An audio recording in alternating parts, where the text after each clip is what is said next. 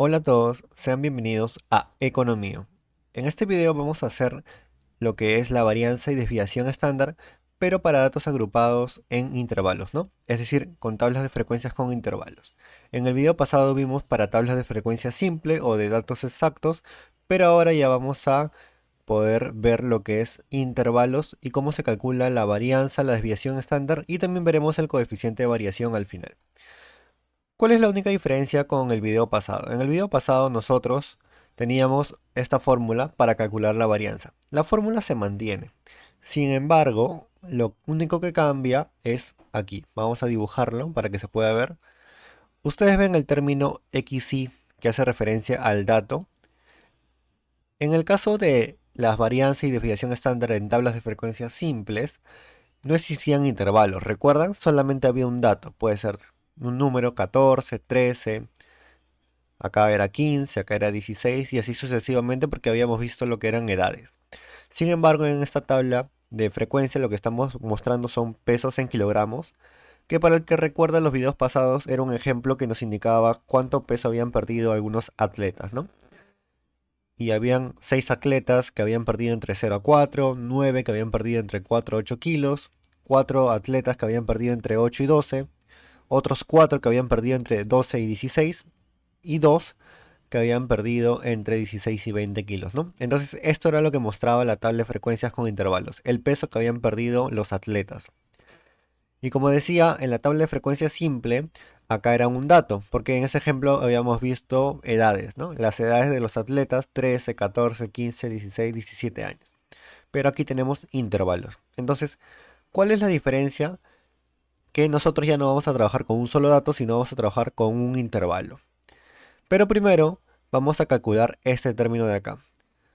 Ustedes saben que la varianza se calcula como la sumatoria de las diferencias menos la media al cuadrado multiplicado por la frecuencia absoluta y todo eso dividido entre n, que es el número total de datos. Entonces vamos a ir calculando parte por parte. Primero calculemos lo más fácil, ¿no? N. ¿Cómo se calcula n? Ustedes ya saben, sumamos las frecuencias absolutas. Es decir, tenemos que saber cuánto es la cantidad de datos que tenemos, por lo tanto solamente habría que sumar la cantidad de atletas que nos han indicado los pesos, ¿no? Tenemos 6 atletas, 9, 4, 4 y 2 atletas. Si sumamos todos, nos va a dar obviamente la cantidad total de atletas que tenemos y en conclusión también sería la cantidad de datos que tenemos, que es 25. La frecuencia acumulada ustedes ya saben cómo se calcula. Acá ha habido un error, sería 6 porque es la frecuencia absoluta del primer componente más, ahora para el segundo componente la frecuencia acumulada es la frecuencia absoluta previa más la actual y eso lo jalamos, ¿no? Y ya tenemos, ya está actualizado. Y la relativa obviamente es la absoluta del primer intervalo dividido entre el total, ¿no? Y eso jalamos y ya tenemos todos los valores. Y la acumulada no es nada más que lo que sería la acumulada y la relativa sería la primera relativa y luego vamos jalando, ¿no? Sería la primera que hemos acumulado más la segunda y así sucesivamente hasta el final. Y esto lo pueden expresar en modo de porcentaje, ¿no? Ustedes ya saben, por ejemplo, si nosotros copiamos esta columna aquí, ¿qué tenemos? Lo vamos a poner en decimales y luego lo ponemos en porcentaje. ¿Qué nos indica esto? Que, por ejemplo, el 24% de los atletas ha bajado entre 0 y 4 kilos. El 36% ha bajado entre 4 y 8 kilos. Si nos preguntan cuál es el grupo o cuál es el grupo de pesos que más personas o más atletas han bajado, diríamos el grupo de 4 a 8 kilos porque hay un 36% de atletas que han bajado en ese rango de peso, ¿no? Y bueno, para eso nos sirve la frecuencia relativa. Ahora, nosotros ya calculamos n. Como dijimos, n es igual a 25, ¿no? Porque aquí está, n es igual a 25. Ahora nos falta calcular lo que sería la media. ¿Cómo se calcula la media? Primero que todo, la media, en este caso, tenemos que calcularlo de la siguiente forma. Ustedes recordarán que en el video pasado en frecuencia simple usamos el dato que teníamos como XY. XY es decir, el dato que está acá, que lo he subrayado de color celeste, era el dato que estaba acá. Pero acá ya no hay datos, sino hay un intervalo. Por lo tanto, vamos a usar lo que sería la marca de clase. La marca de clase no es nada más que el límite inferior del intervalo más el límite superior, dividido todo eso entre 2, ¿no? Es decir, el promedio del intervalo. Para el segundo caso, o el segundo intervalo, sería 4, que es el límite inferior, más 8, que es el límite superior, y todo eso dividido entre 2, y así sucesivamente, ¿no? Vamos a jalarlo, y acá lo vamos a modificar. Acá sería 12, y acá sería 8. En este caso sería también 12 el límite inferior y 16 del límite superior. Y al final quedaría 16 más, ¿cuánto? Más 20, ¿no? Y ya están los límites, bueno, las marcas de clase, ¿no? Entonces, ahora que tenemos la marca de clase, ¿qué nos faltaría para calcular la media? Para calcular la media, ustedes recordarán que la media es igual a xy multiplicado, vamos a ponerle xy, multiplicado por fi, que es la frecuencia absoluta. Entonces, ya tenemos xy, la marca de clase. Ahora lo multiplicamos por la frecuencia absoluta, que es fi. O sea, 2 por 6 para el primer intervalo y eso lo jalamos. Entonces ya tenemos esta nueva columna. Pero, ¿qué nos pide la media? La media no es simplemente cada xy por fi, sino es la sumatoria de esos xy por fi. Entonces, aplicamos la función suma, abrimos paréntesis y ya tenemos la sumatoria, que es 198. Como ustedes recordarán, siempre la media se calcula como la sumatoria de los valores, que en este caso sería 198, que ha sido nuestro xy por fi, dividido entre el número total de datos, que es 25. Entonces ya tenemos una media en kilogramos, 7.92 kilogramos. Ahora que tenemos la media, ya podemos hacer lo que son el cálculo de las diferencias al cuadrado. Entonces, ¿cómo sería la diferencia al cuadrado? Sería de la siguiente forma. Vamos a crear dos columnas nuevas aquí, donde una va a ser esto, ¿no? Este componente de acá. Vamos a dibujarlo acá. Eso que estoy sombreando de color amarillo, estoy resaltando xy menos u, que en el caso de la población hace referencia a la media poblacional que ya le hemos calculado, al cuadrado.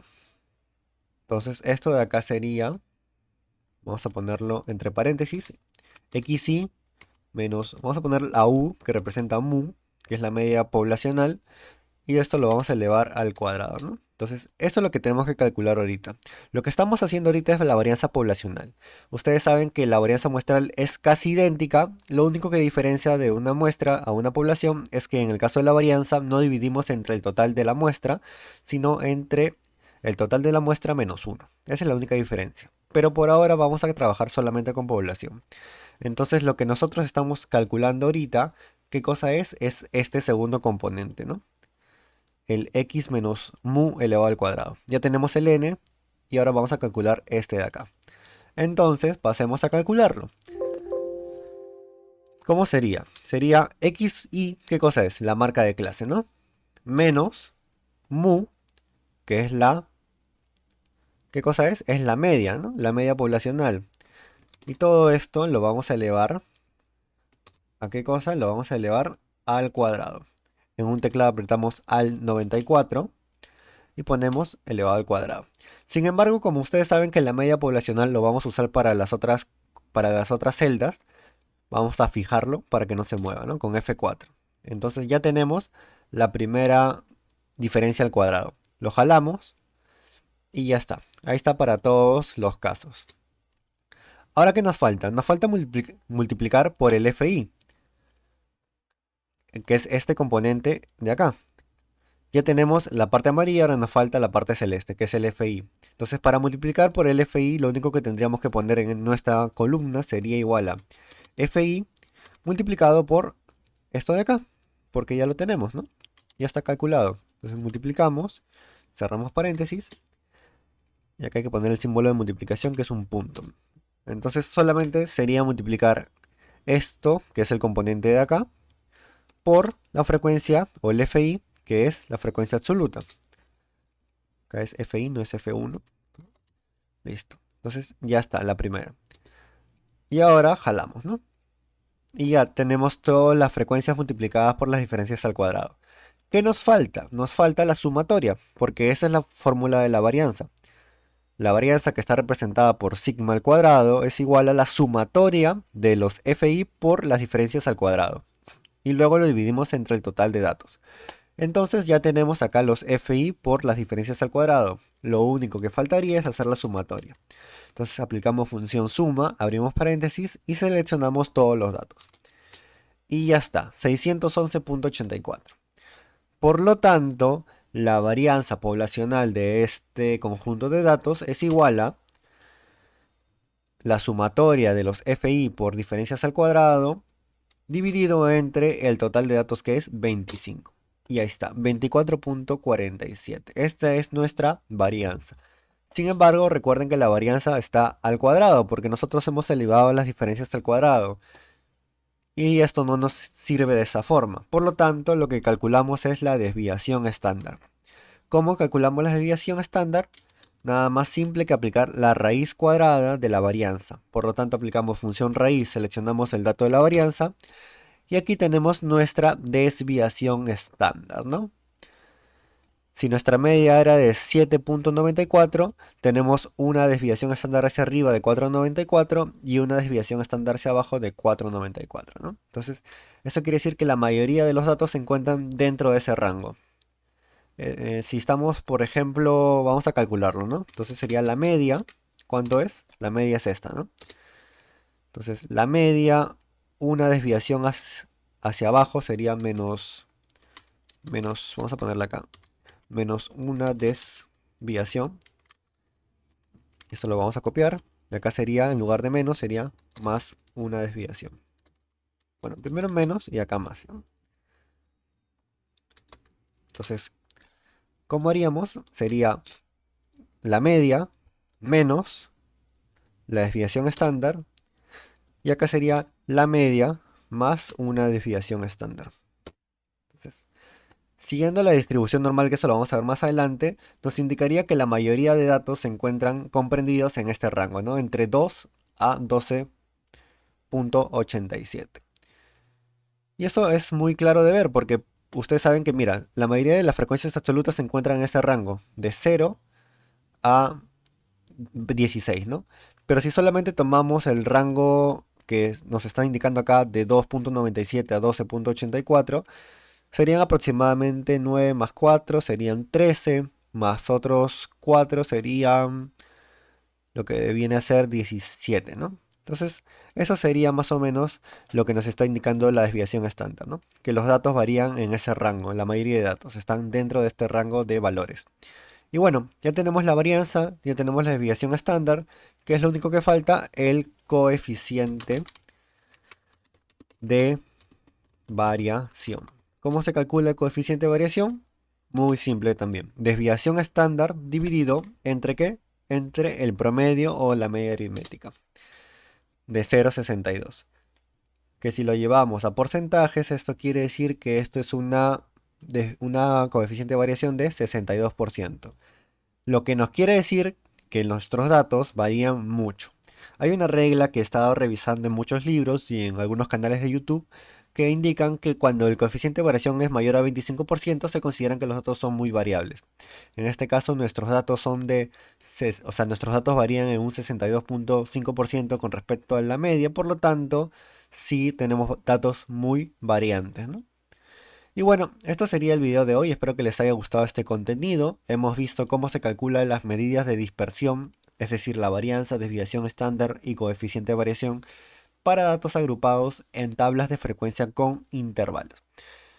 Y bueno, ya nos estaremos viendo en el próximo video para ver otros temas de estadística. Al parecer vamos a comenzar con los temas de probabilidad, pero antes creo que también tenemos algunos últimos temas de estadística descriptiva para poder complementar todos nuestros conocimientos. Ha sido un gusto compartirles este nuevo video y nos vemos en el próximo.